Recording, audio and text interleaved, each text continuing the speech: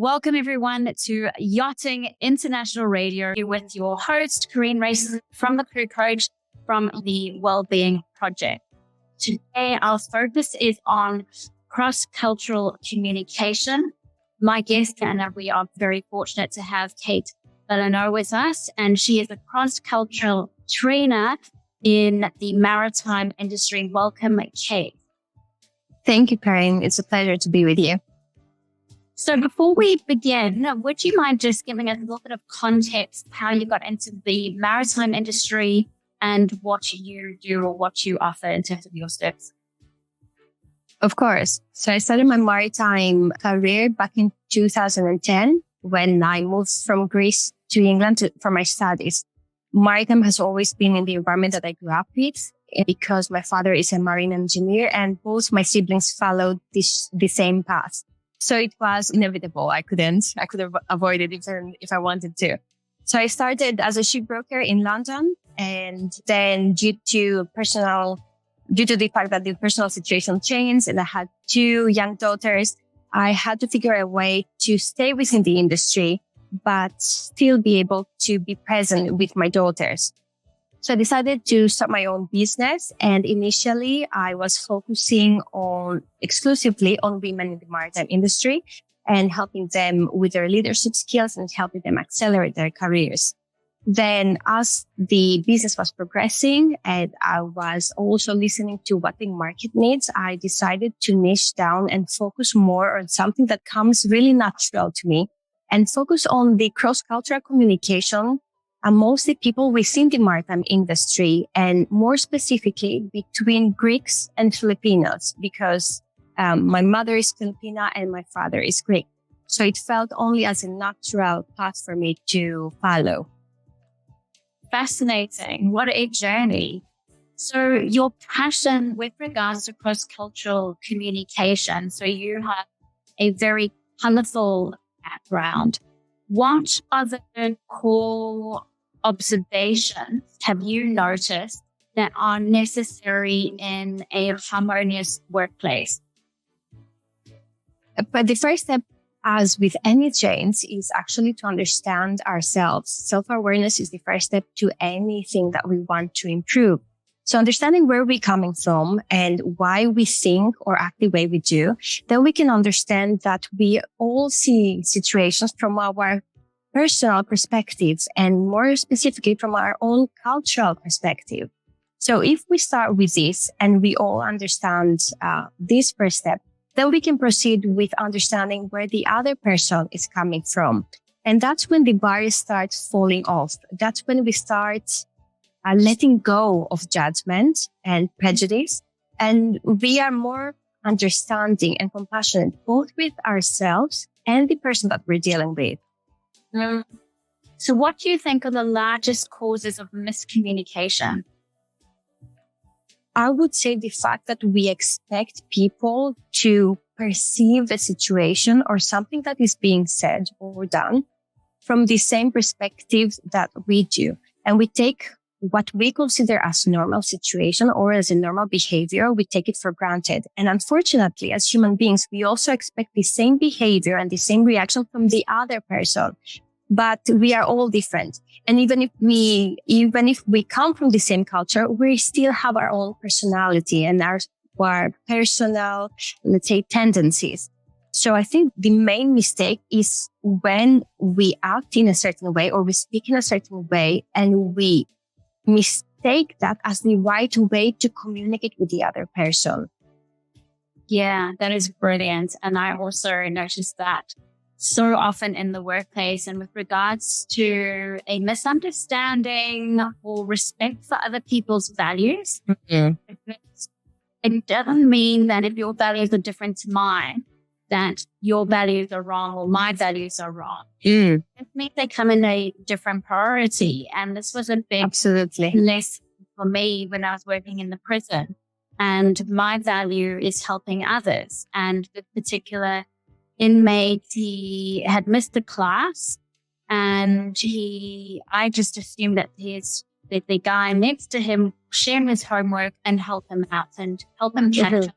Because I think that's the right thing to do. But under my lens, And he did not like it, and he got very cross with me. And I was quick to realize that I was imposing my values and belief system on him. He valued privacy over helping someone else. Indeed. You're very right with that. Yeah. Okay, so there was a recent and unfortunate incident that you were telling me about with regards to a suicide. What happened there? So there was an incident on board the vessel, and there was a Filipino rating who had been facing some difficulties. As we know now, during the pandemic, it's been a very long time that a lot of seafarers are stuck on board the ship. So their mental health is being affected. And that specific person was mentally suffering. So he approached his superiors and he expressed the issues that he was facing and the way that he was feeling. But his superiors were European. So they didn't really grasp the severity of the situation. Because what needs to be understood by everyone, not within the maritime industry, but in general, English is the international language, but when people who don't have English as their first language speak it, we tend, because I do it as well, we tend to translate what we want to say from our mother language to English. And sometimes what we want to say is not exactly what we are saying. And so when a Greek person speaks English, we tend to translate from Greek. And when Filipino speak English, it's different. So these two nationalities trying to communicate in English will naturally have some communication gaps in the conversation. So what happened with that incident is that there wasn't an expression of the challenges, and there was the management team there that tried to be there for that person. But unfortunately, because there was a communication gap and the management team didn't really understand how serious the situation was, the Filipino rating ended up taking his own life. And unfortunately, when the reporting was done by the company, they realized that first of all, it could have been prevented. And secondly, the reason why it wasn't prevented was because of that cross-cultural communication gap. And that's really sad because these things are very serious. We're talking about real people. We're not talking about numbers. We're not talking about a damage on board the vessel that it will cost us. But in the end, the most important thing is a person. So it's very sad that things are still happening that can be absolutely prevented. And I think it's about putting life first, because I know in our industry, it's all about service and neglecting your own needs. So we tend to park the employees' needs in the corner rather than making it a priority. And part of this is including it as a process in terms of habit formation, checking in with your employees and noticing the signs if something is going wrong so that you can put the strategies and interventions in place before it is too late. And with that comes training and teaching people how to communicate. We think, yeah, I can converse with people, I can communicate, but it's so much more deeper than that. Yes. And you doing your own self-reflective work, self-awareness, which is number one in emotional intelligence, and listening. So really listening to what the other person is saying, and then using your clarifying skills to repeat back what you heard so that, as you said, you can identify those communication gaps. Indeed. And where the cultural factor plays in this situation is that the Filipino culture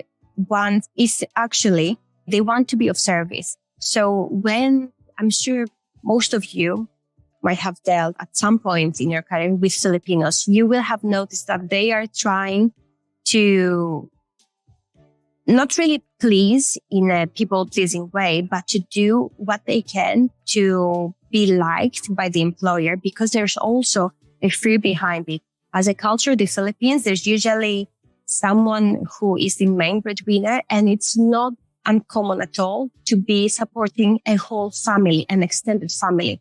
So this whole family is depending on that person. So that person has a big responsibility on them. So in order for them to secure their family and themselves, they need to secure their job. So in order for them to do that, they will put the employer's needs first. So even if that means that they're sacrificing their health, either whether that's physical or mental, they tend to do it because they feel that's the way they can support their family. And again, that's because it's a culture.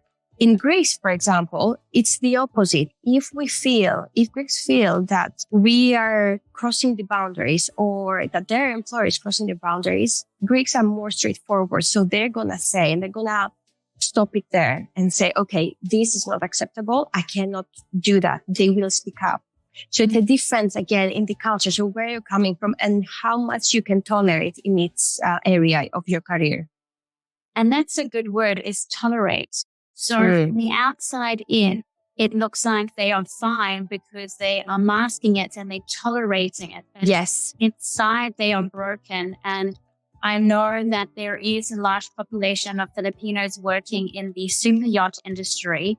And what I've heard is that they keep to themselves and they don't really integrate or socialize with the rest of the crew so much. So I'm not too sure if that assumption is correct. You can let me know if it isn't, but can you tell me a bit more about that? Yes, actually, Filipinos are very family and relationship orientated. So they do tend to want to form relationships, whether that's at work, whether that's in their neighborhood, let's say. So they do tend to have a bigger circle than, let's say, Europeans do. But they will keep their personal problems to themselves. They won't share as much. There's a value in the Filipino culture, and that's saving face.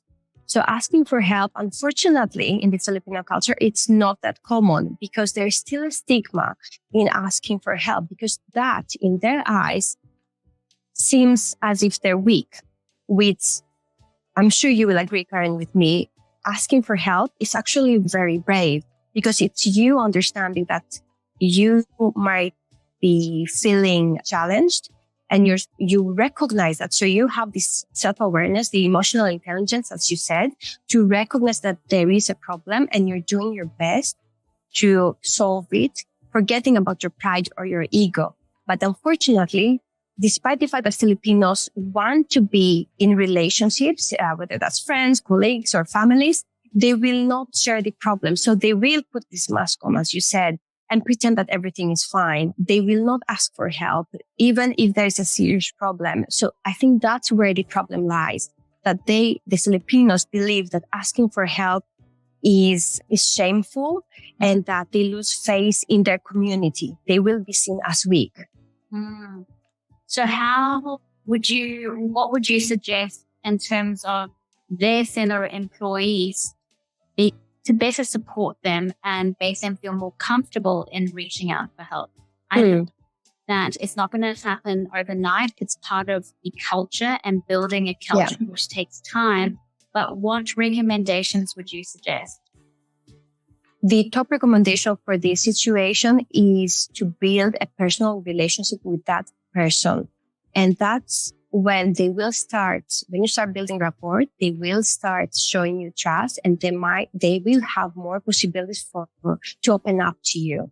So building a personal relationship with that person. And when it's time for you to discuss, when you see that most probably there's something going on with a colleague, then as soon as you feel that the trust is there in your relationship, then a one-to-one conversation is vital. Never ever discuss anything like that in front of others. Because again, we're going back to what we said earlier, to save face. They will not admit it in front of their peers. But if, let's say in a casual coffee, in a casual lunch or whatever that is, you're discussing and there's trust there, there's rapport, that's the Filipino feels that there is a relationship, they might feel more comfortable with disclosing what is troubling them. Fantastic. Great tips. So in terms of the Greek culture, would there be a different approach? Are they more comfortable, you said, in asking for help? Yes.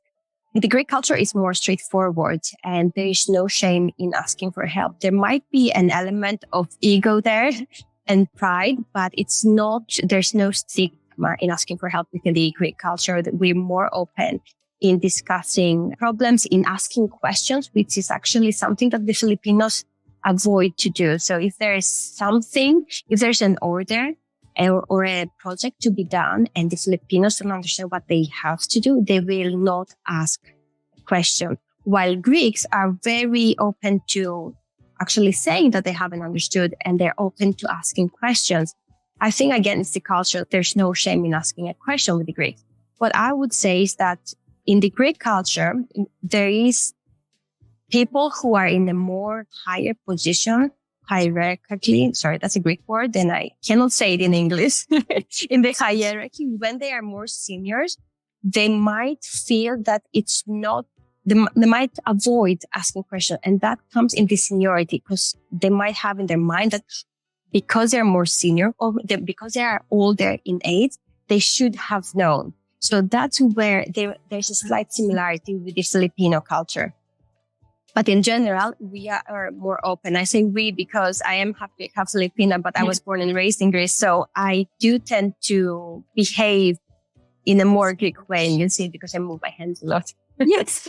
That's my belief that it's intergenerational. So that belief system has trickled through the generation and it's supporting them and having those conversations on the importance around asking questions and asking. And that takes an investment of time. And your employees need that. But we work in a culture where it's about efficiency. We don't have time. People take too much time. It's too much admin work, interpersonal conflict. Oh my gosh, no, just you deal with it yourselves. I don't want to know about it. And you can't operate like that. Definitely not. And again, in the Filipino culture, their sense of timing is more flexible. So they don't have these, let's say, the kind of sense that the English people have they're very punctual. If you say that at 1:00, you're going to do something, you do show up at 1:00. The Filipinos tend to be more flexible. And that's because the whole way of living is more flexible. And an example that can be shared and for you to understand or for the listeners to understand whether a country is more flexible or more punctual regarding time is to see how their whole system works. For example, in the UK, all the buses, all the trains, all the tubes, they come specifically on the minute that the announcement says. So if the train is supposed to come at, let's say, 1:07, believe me, the train will be there at 1:07. It's very specific and this schedule is being followed. So that shows that the whole system that they live in is based on that sense of timing. You do things when you're supposed to do. In the Philippines, though, it's completely the opposite. The timings of, let's say, the public transportation is not that punctual, if I can say. The people are more relaxed. If you have an appointment, it is okay to be a little bit late. And actually, if you say that you have an appointment or you can come to someone's house at 12 and you come at 12, it can be perceived a little bit rude. Yes, because they feel that, okay, you didn't leave me time to get prepared. So again, it's understanding the environment that you are entering. So if you're coming as a tourist, let's say in the Philippines, then you have to adapt. Even, and more importantly, if you're working with Filipinos, you have to understand them. Yeah, that is such a good example. Gosh, so much there are lots to process. Yes. Yeah, it's just fantastic, so powerful and so important to bring to our consciousness about what the other may be experienced or how the other's perspective on life may be a bit different. Thank you so much, Kate, for your time. And my pleasure. How can people consume more of your content? Where can they find you? My favorite social platform, and that's where they can find me, is LinkedIn. So if they type in my name, Kate Bollanou, they will see me there. the content that I put out is about cross-cultural communication, and hopefully they will find information that they can use so they can help their relationships within their work environment, and maybe, who knows, maybe their personal environment as well. Perfect. And hopefully, perhaps you never know, you could save a life knowing this information. Yes, I think that's the end goal. That's the bigger picture, to prevent situations, especially those that involve human elements and actually human beings, to prevent situations that can be harmful, that can affect the lives of so many people. And that's, again, as we said in the beginning, it is preventable. It's just a matter of recognizing the need and understanding that if we take a proactive approach, it's way better than actually waiting for things to happen. Yeah, absolutely. Thank you so much, Kate, for your time.